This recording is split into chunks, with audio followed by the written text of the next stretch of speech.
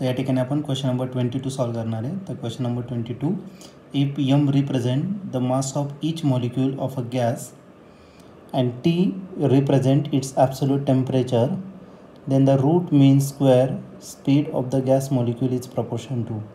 तर आपल्याला RMS speed या ठिकाणी फाइंड करायचा आहे. हा क्वेश्चन 2021ला आलेला होता.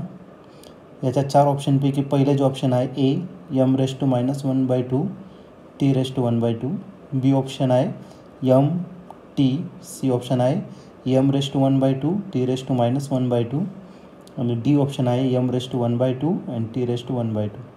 चला तर या क्वेश्चनचं आन्सर नेमकं काय असणार आहे तर ते आपण डिस्कस करूया. तर या क्वेश्चनमध्ये आपल्याला m दिलेला आहे. m आहे मास ऑफ ईच पार्टिकल आणि टी जो रिप्रेझेंट करतो तो ॲब्सोल्यूट टेम्परेचर. तर आपल्याला रूट मीन स्क्वेअर व्हेलॉसिटी आहे जी गॅस मॉलिक्यूलची ती कशावरती प्रपोर्शन आहे ते आपल्याला फाइंड करायचं. रूट मीन स्क्वेअर व्हेलॉसिटी घेतला तर तो कशाने डिपेंड करणार तर CRMS, आणि याचा जो फॉर्म्युला घेतला तर फॉर्म्युला असेल √3RT अपॉन काय असेल m.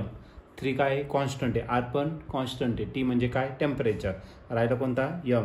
म्हणजे हा जो CRMS आहे हा CRMS असेल directly proportional to the square root of temperature and inversely proportional to the molar mass. Okay, आता याला पॉवरच्या टर्ममध्ये जर घेतलं तर CRMS डायरेक्टली प्रोपोर्शनल असेल T⁻1/2. या m ला वरती येऊन टाकू म्हणजे m किती -1/2. म्हणजे CRMS आहे डायरेक्टली प्रोपोर्शनल असणार m⁻1/2 आणि T⁻1/2.